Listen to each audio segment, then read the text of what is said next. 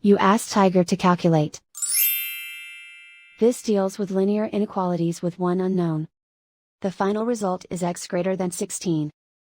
Let's solve it step by step. Group all constants on the right side of the inequality. Subtract 17 from both sides.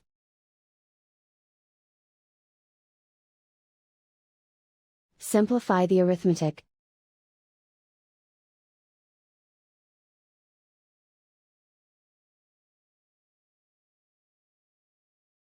Isolate the x.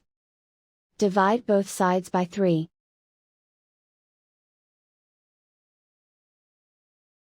Simplify the fraction.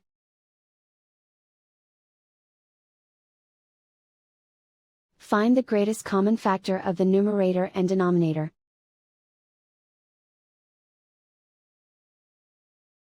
Factor out and cancel the greatest common factor.